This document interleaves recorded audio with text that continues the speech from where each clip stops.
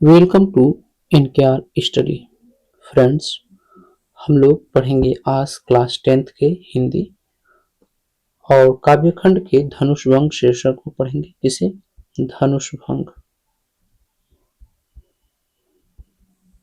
जो कि सूरदास द्वारा रचित, सूरदास बोल रहे हैं, तुलसीदास जी द्वारा रचित रामचरितमानस से संकलित है। तो चलिए सेशन को स्टार्ट करते हैं। स्टार्ट करने से पहले हमारे चैनल एनकेआर स्टडी को सब्सक्राइब कर लीजिए। हमारा पद्यांश है कि जल को गए लखन है लरिका, पारिखो पिय छाह घरी कहे ठाड़े, पोछी पसेउ बयारी करो, अरुपाय पखारी हो भू भूरी डाठे। तुलसी रघुवीर प्रिया सम जान के बैठी, विलंब को लो कंटक काढ़े, जानकी नाह को नेह लख्यो, पुल को तनु बारी बिलोचन बाढ़े। यहाँ पर देखेंगे कि जल को गए लखन है लरिका। कवि तुलसीदास जी कहते हैं कि जब सीता जी को चलते चलते थक जाती हैं और उन्हें प्यास लगने लगती है तो लक्ष्मण उनके लिए जल लेने के लिए जाते हैं। जल लेने के लिए जाते हैं तभी सीता जी श्री राम से कहती हैं कि जब तक लक्ष्मण नहीं आते हैं तब तक हम घड़ी भर कुछ देर के लिए कहीं छांव में खड़े होकर के उनकी प्रतीक्षा कर लेते हैं। जल को गए लखन है लरिका, जब तक लक्ष्मण जल के लिए गए हैं, परिखो पिय छाह घरी है ठाढ़े, तब तक हम कहीं छाह में उनकी प्रतीक्षा कर लेते हैं। वो अपने प्रिय राम जी से कहती है, सीता जी राम जी से कहती है।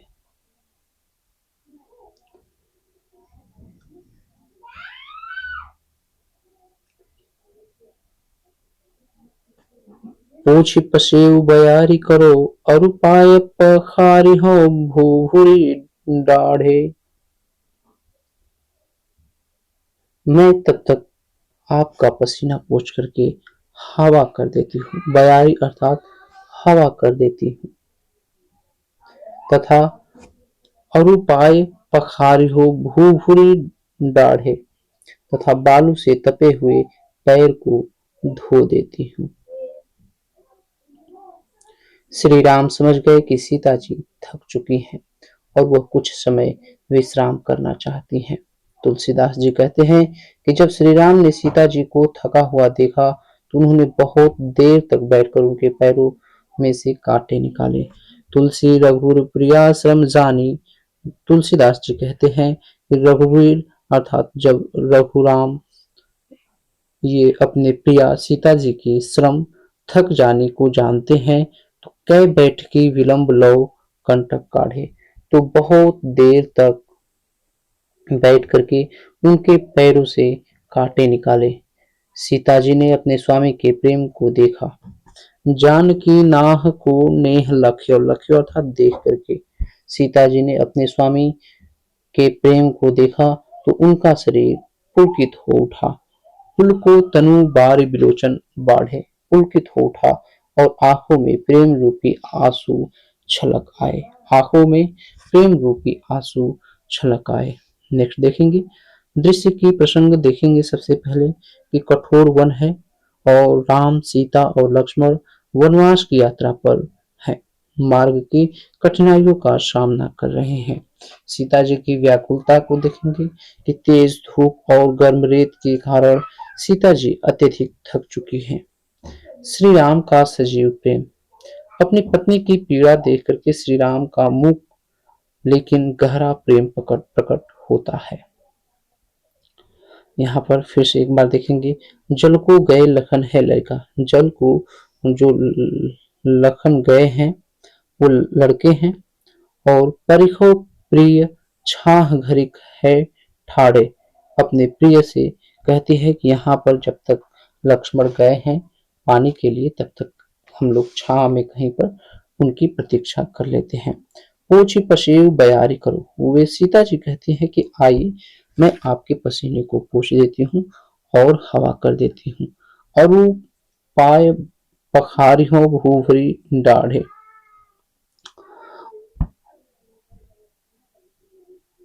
तथा तपे बालू बालू से तपे हुए पैरों को क्या कर देती हूँ, धो देती हूँ। तब तुलसी रघुवीर प्रिया शर्म जानी, तुलसीदास जी कहते हैं कि रघुवर अर्थात रघुराम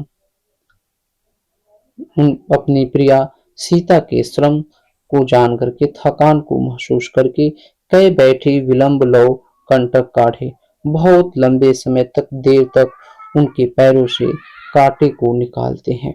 जानकी नाह को नेह लख्यो, जानकी नाह को नेह लख्यो, जानकी सीता माता अपने स्वामी के इस नेह स्नेह प्रेम को देखकर लख्यो अर्थात देख करके पुलको तनु बारी विलोचन बाढ़े, पुलकित होकर के उनके विलोचन आंखों से अश्रु छलक पड़ते हैं। नेक्स्ट देखते हैं स्थिति 1 है कि चलते चलते अत्यधिक थकान, तेज प्यास और लक्ष्मण जी जल लेने के लिए चले जाते हैं। तब प्रस्ताव आता है कि जब तक लक्ष्मण जी नहीं आते हैं छाव में खड़े होकर के हम लोग प्रतीक्षा कर लेते हैं। और सीता जी श्री राम का पसीना पोंछ करके हवा करना चाहती है और गर्म बालू से तपे उनके पैरों को धोना चाहती है। तब यहाँ पर देख रहे हैं कि यहाँ सीता जी अपनी थकान छिपा करके श्री राम की सेवा करने का बहाना ढूंढ रही हैं, प्रस्ताव रख रही हैं।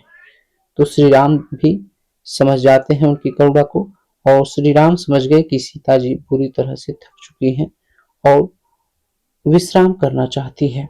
तब बैठी बिलो विलंब लौ कंटक काढ़े, बहुत देर तक बैठ करके उनके पैरों से कांटे निकालते हैं। इसके बाद श्री राम ने जानबूझ करके कांटे निकालने में बहुत देर लगाई ताकि इसी बहाने सीता जी को अधिक से अधिक देर तक छाव में विश्राम मिल सके। पुलको तनु बारी विलोचन बाढ़े, सीता जी के अपने स्वामी श्री राम के इस असीम और मुख प्रेम को देख करके उनका शरीर पुलकित और रोमांचित हो जा उठा और उनके आंखों में प्रेम रूपी आंसू छलक आए। काव्य सौंदर्य की तरफ बढ़ेंगे हम। और भाषा है ब्रज, शैली मुक्त, रस श्रृंगार, गुण माधुर्य, छंद सवैया और लक्षणा एवं व्यंजना शब्द शैली है, शब्द शक्ति है। इसमें अलंकार है तो अनुप्रास अलंकार है, परिखव पीय प की आवृत्ति हुई है, बैठी विलंब ब, कंटक काढ़े क, जानकी नाह न वर्ण की आवृत्ति हुई है। इन वर्णों की लयबद्ध पुनरावृत्ति ने कविता में संगीतात्मक उत्पन्न की है। नेक्स्ट विरोधाभास का सौंदर्य देखेंगे, द ब्यूटी ऑफ कंट्रास्ट की ब्रह्म स्थिति है, कठोर वन, तपती रेत, पसीना और काटा, ये सब शारीरिक कष्ट हैं। जबकि आंतरिक स्थिति क्या है, परस्पर चिंता, मुख सेवा और प्रेम रूपी आशा, ये माधुर्य और श्रृंगार रस को दर्शाता है। तुलसीदास जी की महानता इसमें है कि सबसे कठोर शारीरिक परिस्थितियों के बीच सबसे कोमल मानवीय भावनाओं का सजीव चित्रण किया है। तो फ्रेंड्स, क्या आप इस मास्टर क्लास ने आपकी तैयारी को आसान बनाया है? बोर्ड परीक्षाओं में टॉप करने के लिए अपने रटना नहीं है, समझने की जरूरत है।